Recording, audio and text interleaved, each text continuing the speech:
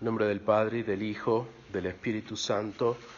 Amén. Estamos celebrando la Cátedra de San Pedro. Como ustedes recordarán, hay dos fiestas de la Cátedra de San Pedro. Hoy es en Roma, en febrero será la Cátedra de San Pedro en Antioquía.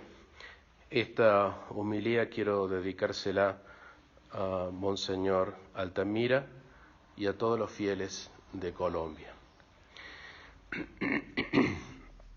Los cristianos, como extranjeros, estamos dispersos por el mundo, no tenemos un lugar fijo, y menos aún ese lugar puede ser Roma. De hecho, en el Apocalipsis leemos que debemos salir de ella. Salid de ella, pueblo mío, dice Dios, para no ser solidario de sus pecados. Para no ser solidario de sus pecados hay que salir de Roma. Roma significa crucifixión. Allí fue crucificado San Pedro, el primer papa, y allí está siendo crucificada la Iglesia. En los cristianos de los últimos tiempos, los que aman la venida de nuestro Señor Jesucristo. La Iglesia es indefectible, como hemos escuchado en el Evangelio, que no será destruida por las puertas del infierno. Es indefectible, digo, en su esencia, en su doctrina, en su divinidad dada por Jesucristo. Pero su humanidad, y recalco esto, la humanidad de la Iglesia, está siendo crucificada, así como fue la de nuestro Señor Jesucristo en Jerusalén, y así como fue la del primer Papa San Pedro en Roma. Cristo murió en su cuerpo, pero no murió en su divinidad, no dejó de ser Dios.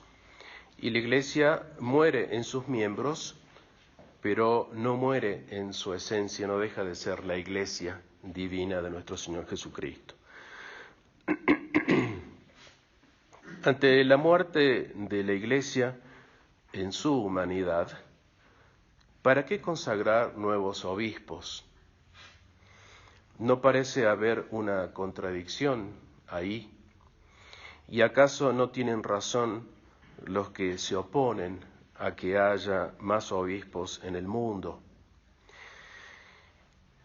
La razón que comúnmente se da por la que se consagran nuevos obispos y también se ordenan nuevos sacerdotes es la desesperante necesidad de llegar a los fieles, que en realidad son poquísimos en el mundo, salvo excepciones como aquí en Colombia, por eso les dedico esta homilía, y hasta que Dios no disponga otra cosa. Pero no es esta la respuesta que alcanza a llegar al fondo de la cuestión. Es como tener un limitado acceso o vista del horizonte y no poder ver más allá las naves enemigas que vienen. La mayoría de los obispos y sacerdotes de la Iglesia, es decir, de la tradición, piensan fehacientemente que del agonizante remanente fiel del pueblo se seguirá una restauración de Roma, con su pasada gloria, como realmente lo fue, sobre todo en la Edad Media, sobre todo con las conquistas de España, la evangelización de España, a través de un nuevo Papa que será fiel a Jesucristo. La pregunta es, ¿por qué resistirse a ver la lenta agonía humana de la Iglesia? ¿Por qué no aceptar esta realidad, dura realidad? ¿Por qué negar la crucifixión de la Iglesia, de la humanidad de la Iglesia, que debe seguir los pasos de la humanidad de nuestro Señor Jesucristo, que fue crucificado y resucitado. Nuestro Señor Jesucristo murió en la cruz y desde allí vio su triunfo, y este triunfo es expresado a través de la resurrección de la Iglesia. Así como su resurrección expresó su triunfo en ese momento, la resurrección de la Iglesia expresará el triunfo de la Iglesia, y no a través de la restauración de Roma. Y aquí es donde se produce una gran confusión reinante y que debemos estar muy atentos porque nos afecta muchísimo esta confusión. Así como nuestro Señor Jesucristo resucitó por virtud propia, también la Iglesia en su humanidad será resucitada por virtud de nuestro Señor Jesucristo. No por virtud de Roma, pues Roma está ya siendo crucificada y es incapaz de resucitar por virtud propia, por sí misma. Y se deduce esto de las profecías que hablan de la caída de Babilonia, que hacen referencia a la Roma actual, que ya es pagana, como lo fue al principio, antes de que llegara San Pedro. De hecho, San Pedro, cuando llega a Roma y establece la iglesia allí, envía saludos y él dice, desde la Babilonia. Dice tal cual, textual, os saluda la iglesia que está en Babilonia. Cuando Pedro llega a Roma, como ya dije, esta era pagana y significaba para los cristianos de entonces, de ese momento, el mismo peligro que antes Babilonia había sido para los judíos.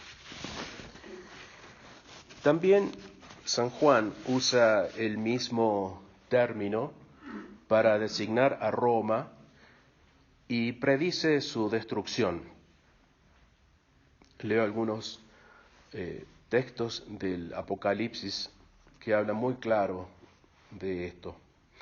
Ha caído Babilonia la grande, la cual abrevó a todas las naciones con el vino de su enardecida fornicación. Y Babilonia la grande, la madre de los fornicarios y de las abominaciones de la tierra. El misterio de la caída de Babilonia, que asombró grandemente a San Juan, parece ser la culminación del misterio de iniquidad, el culmen, el fin del mal en la tierra, revelado por San Pablo en la segunda Tesalonicenses, refiriéndose tal vez a la extinción de alguna potestad instalada allí como capital de la mundanidad y quizá con apariencias de piedad como el falso profeta.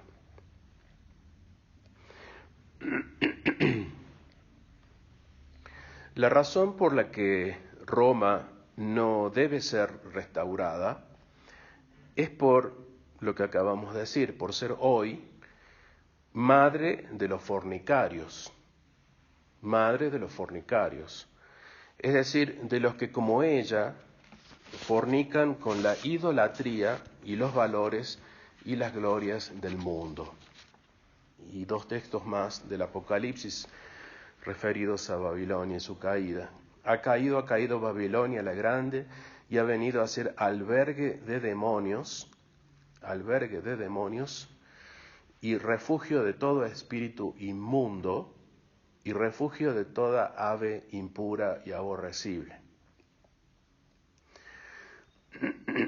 Ay de la ciudad grande de Babilonia, la ciudad poderosa, porque en una sola hora vino a su juicio. Mejor descripción de lo que está sucediendo en el Vaticano, después del Vaticano II, no puede haber. Dios ha establecido la muerte de Roma como centro espiritual del mundo. En consecuencia, es impensable una vuelta a Roma, porque Dios ya lo ha establecido así, y lo dicen los textos de la Sagrada Escritura. La razón por la que Dios permite nuevos obispos, luego, no es en vistas a la restauración de Roma, sino al futuro glorioso de la Iglesia. Hay mucha confusión, como ya dije, sobre este tema, y es urgente, es un mensaje urgente que hay que aclarar porque, importa mucho para la salvación de las almas. Lamentablemente, prelados y sacerdotes de la tradición no atinan a centrar su apostolado y su predicación en el amor por la venida de nuestro Señor. Y entonces todo encuadra. Si no se ama la venida del Señor, indefectiblemente se debe buscar otro amor. Y ese amor es amar la restauración de Roma. Quien no hable o predique de modo convincente o no centre su esfuerzo apostólico en el amor por la venida de Cristo, tarde o temprano termina haciéndose cómplice de un amor que ya fue. La restauración de Roma es un paso en falso. Es un despropósito que no está de acuerdo con los designios de Dios. Los detractores lo dicen, aún sin saber lo que están diciendo. ¿Para qué un nuevo obispo si un nuevo obispo es un obispo más? Como alguien dijo allá en un lejano país del mundo. Los últimos tiempos son apremiantes y un nuevo obispo nos fue dado aquí en Colombia por Dios, que no será como los demás. Se destaca en que desde los comienzos de su autoridad apostólica no mitiga esfuerzos en la predicación del amor por la venida de nuestro Señor. Eso lo diferencia. Sin poder corroborar esto que estoy por decir fehacientemente, nos atrevemos a decir que todos los obispos de la tradición y también los sacerdotes, o la gran mayoría, esperan la restauración de Roma. Y aquí es donde viene toda la confusión, porque no habrá restauración de Roma. Y para muestra valen algunos ejemplos de experiencia personal. Un obispo dijo a un fiel: no me hables más de la venida de Cristo. Otro obispo enfureció cuando se le recordó que Jesús está pronto a venir. 2 obispos rehusaron participar de la consagración episcopal de un obispo electo porque éste amaba su venida. Y algunos sacerdotes objetaron lo mismo.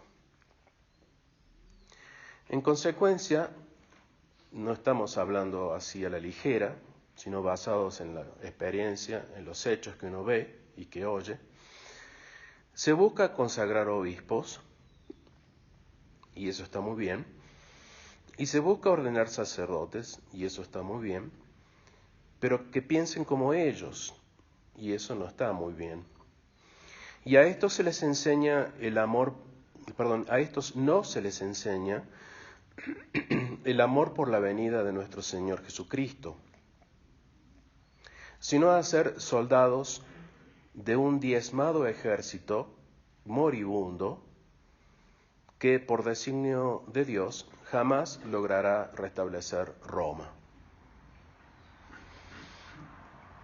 El lema entonces de un buen hijo de la Iglesia debe ser amar la venida de Cristo.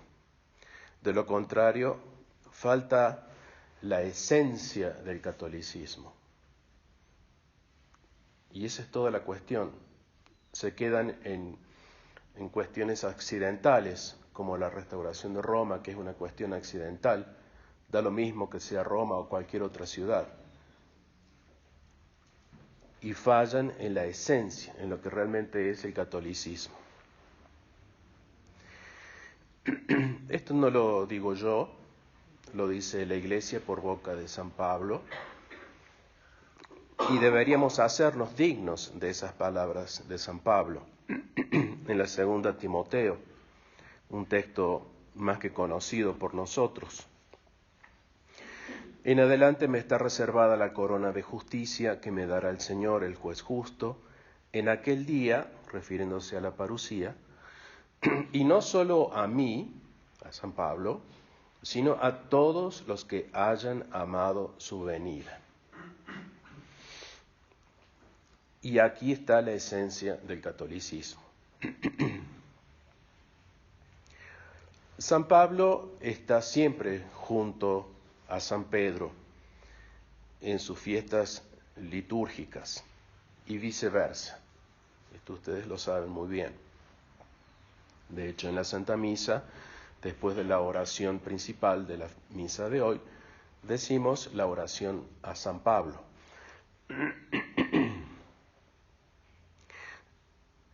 La Iglesia quiso que estuvieran siempre juntos. San Pedro en representación de los judíos y San Pablo en la de los gentiles, e intrínsecamente unidos. San Pablo enseñó a los gentiles a amar su venida.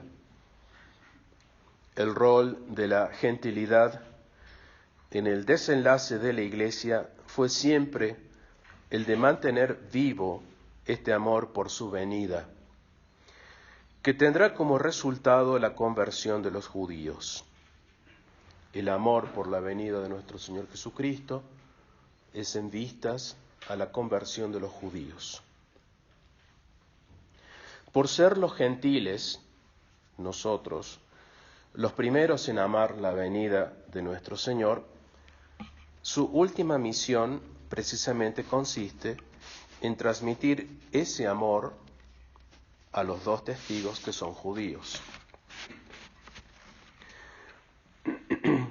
Como católicos que somos de los últimos tiempos y siendo de origen gentil, como somos, no tener conciencia de esta importantísima obra de caridad para con Dios, de amar su venida a los efectos de alcanzar la conversión de los judíos, es equivalente a como Israel perdió la conciencia de ser el pueblo elegido para guiar a todas las naciones a adorar al verdadero Dios. Lamentable falencia de ambos, gentiles y judíos. La conversión de los judíos significa también el fin de los gentiles. Y esto hay que entenderlo muy bien. Hay un fin para los gentiles. Y nosotros somos de origen gentil. Hay un fin para nosotros. Un fin en el sentido, una cesación, un punto último. Un camino que ya no sigue más. Y esto lo dice claramente San Pablo a los romanos, hasta que la plenitud de los gentiles haya entrado. Se establece un límite. Y nuestro Señor Jesucristo, de 12 años, les dijo a los doctores del templo: no os volveré a ver hasta que haya entrado el último de los gentiles. Estas relaciones entre gentiles y judíos son, en última instancia, la razón por la que en sus celebraciones litúrgicas la Iglesia los ha puesto siempre juntos. Es impensable una disociación del papado de Pedro, del amor de Pablo por la venida de nuestro Señor. Van siempre intrínsecamente unidos. ¿Y qué signos tenemos de que la gentilidad ya ha llegado a su plenitud? ¿Cómo nos damos cuenta de esto? ¿O cuándo sucedió esto? ¿En qué momento sucedió esto? Es innegable hoy que en el mundo nadie se quiere convertir o buscar a Dios. Esta es una durísima realidad, y por más que a lo mejor hagamos oídos sordos o la vista gorda, no la podemos negar.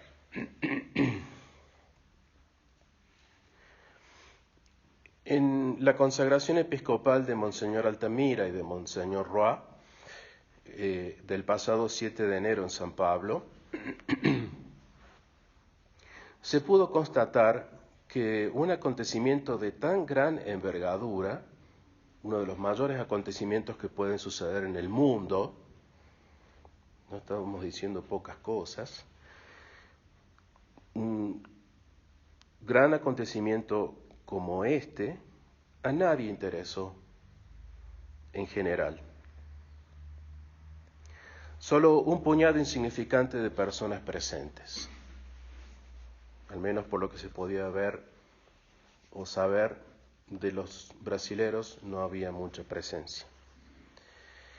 Y en los comentarios a la transmisión de la celebración, más críticas que alabanzas, sobre un evento que es más trascendental que, podríamos decir, un nuevo presidente, un nuevo rey, lo que sea. El mundo sigue disfrutándose a sí mismo, en el olvido de Dios. Viajes, no dejan de planear viajes de placer. Negocios, no dejan de ver qué manera o cómo ganar más dinero. Placeres por todos lados, películas, se pierde una enorme cantidad de tiempo viendo películas y celular, etcétera, cuando debería emplearse a rezar y a convertirse y a hacer penitencia. Distracciones, bien, todo vale, ese es el mundo en el cual vivimos. ¿Cómo podemos decir que le interesa a Dios? No le interesa a Dios. No le interesa para nada. ¿Y cómo deberá rendir cuentas por esto? Porque es muy claro que Dios se está poniendo cada vez más en evidencia su ira en contra del mundo, en contra de la humanidad, en contra de todos. Y nosotros también estamos incluidos porque somos perezosos.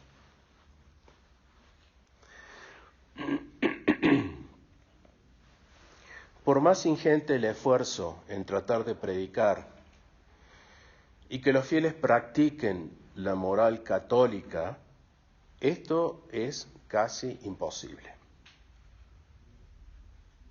Es un trabajo de hormiga que se ve muy poquísimos frutos. Por más buenos consejos dados, y hartos consejos, muchísimos consejos dados, resultan estos improductivos. No se ve un significativo progreso en la virtud, en los pocos que se mantienen fieles. Yo no estoy hablando del mundo, sino en los que somos o tratamos de ser fieles. No hay un progreso de la virtud. se siguen cometiendo los mismos pecados.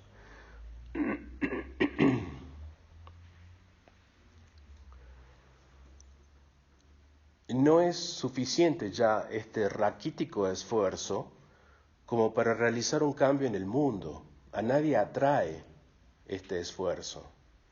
No atrae. Por eso, esta es la clave para entender por qué no hay vocaciones al sacerdocio, a la vida religiosa. No atrae el esfuerzo por la virtud. En consecuencia, no hay para el mundo solución más que su venida. Y en el amor por la venida de nuestro Señor no se oye el acuciante y ferviente grito que deberíamos expresar, sino más bien una sonrisa complicente. Es como si quisiéramos engañarlo, es como si lo esperáramos a que venga, para que seguidamente después de los hechos trascendentales y finales de su venida, volviéramos en el mundo al cauce normal de su deriva sin Dios. Todo lo dicho nos hace concluir que la gentilidad ya se acabó. El resto de los acontecimientos que en el mundo giran y se desenvuelven, como las guerras, no tienen otra explicación que decir que son en vistas a la progresiva desaparición de la idolatría.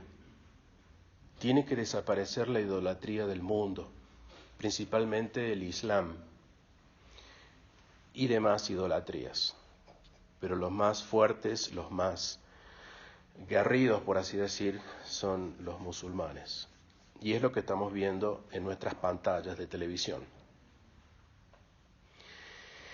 Y en vistas a reconquistar la tierra donde tendrán lugar las escenas de la parucía, a saber, la aparición gloriosa y triunfante de nuestro Señor Jesucristo, con sus santos y resucitados y transformados, y el triunfo de la Santa Iglesia Católica con la Santísima Virgen María como reina y triunfante, y la conversión de los judíos. Todo eso sucede en esa pequeñísima tierra santa que hoy está siendo bombardeada. Por misericordia de Dios hemos sido elegidos para estos tiempos. ¿Quién lo hubiera imaginado? ¿Quién lo hubiera deseado? ¿Quién lo hubiera pedido? Que estemos vivos hoy en los últimos tiempos. Conforme a la presencia de Dios Padre, según lo que Dios Padre tenía previsto, por la santificación del Espíritu Santo, para obedecer a la fe y ser rociados con la sangre de nuestro Señor Jesucristo.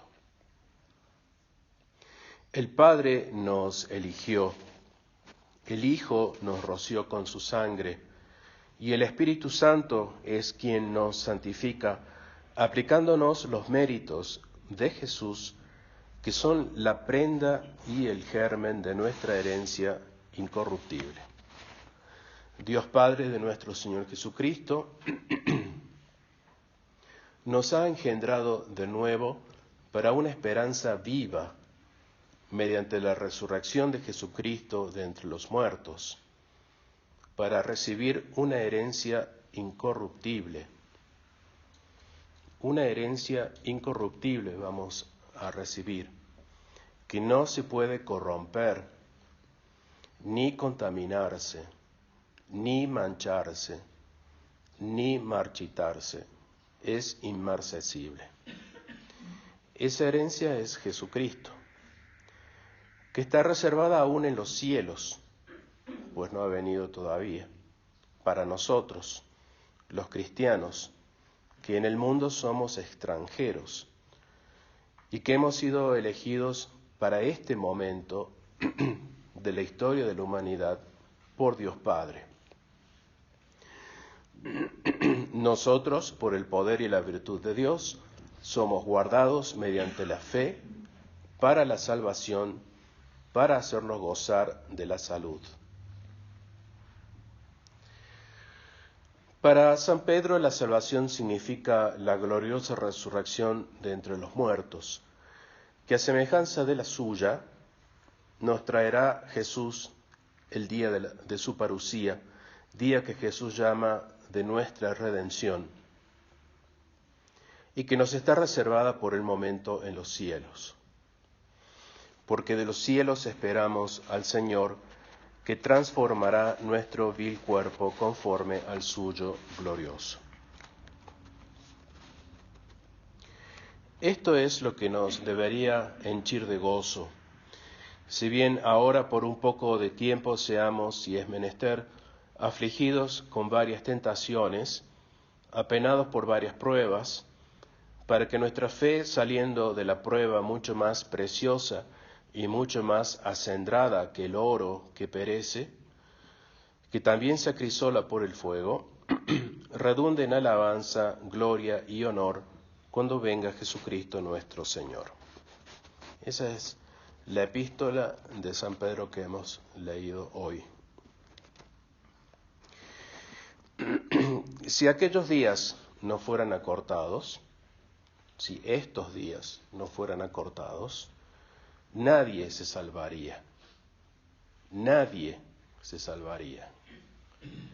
Mas por razón de los elegidos, por razón de que Dios ha querido que haya algunos elegidos que se salven, serán acortados esos días. Esto es tremendo. Los días de tribulación van a ser acortados para que se salven algunos pocos elegidos.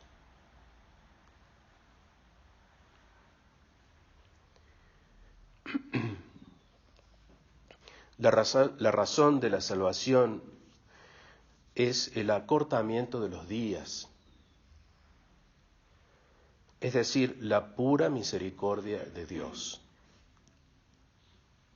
Si no fuera por su misericordia, los días serían más largos y nadie se salvaría. Nadie. Esto no es un invento, no es mío, lo dice la palabra de Dios. Y en esto no se pone énfasis. Nadie se salvaría. Y además se nos dice la única razón por la cual seremos salvados. No seremos salvados por otra razón, sino por esta, porque los días serán acortados. Porque Dios quiere acortar los días, porque Dios es misericordioso, vamos a ser salvados. No es que debemos dejar de rezar, de participar de los sacramentos, de consagrar nuevos obispos, sacerdotes, etcétera, etcétera, pero nadie se salva por eso, sino porque los días van a ser acortados, sino porque Dios, en su misericordia, nos va a acortar la prueba. Esa es la durísima y pura realidad. Las dos cosas hay que hacer ciertamente. Nadie quedó junto a la cruz, sino solo dos amores, María y Juan. Todos los demás huyeron, no quedó nadie. En los últimos tiempos nadie quedará, sino solo unos pocos, los que amaron su venida. Todos los demás perecerán.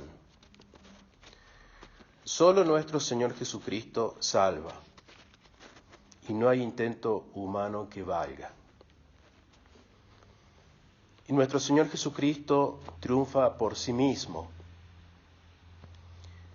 Triunfa por sí mismo, no necesita de otro o de otra cosa para triunfar. Nuestro Señor Jesucristo triunfa por sí mismo. No habrá restauración de Roma. No necesita el Papa, no necesita obispos, no necesita sacerdotes. Triunfa por sí mismo. Roma perderá la fe, dijo la Virgen. Quienes intentan una restauración de Roma niegan ese triunfo por sí mismo. El triunfo de Jesucristo por sí mismo y para el Padre. Es Él quien triunfa y no necesita de nadie ni de nada para triunfar. Y Cristo esto ya lo vio desde la cruz y ya triunfó en la cruz. Bienaventurado el que cree sin ver.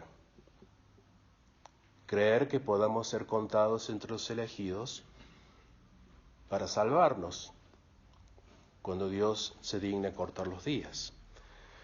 Y bienaventurado sea el triunfo de nuestro Señor Jesucristo, que no necesita de ninguno de nosotros para lograrlo. Entonces, ¿para qué un nuevo obispo? Sino para que predique el amor por su venida. No tiene sentido que haya un nuevo obispo si no hace esto. ¿Para qué un nuevo obispo? Si lo que es santo será dado a los perros y a los puercos las perlas. No tendrán parte en la segunda venida. No tendrán parte en la primera resurrección. De nada vale si solo se desparrama, como hace hoy la llamada tradición. No hace más que desparramar. Todo vale si se reúnen a los que aman su venida, que es el culmen de Dios y de la Iglesia. En nombre del Padre, y del Hijo, y del Espíritu Santo. Amén.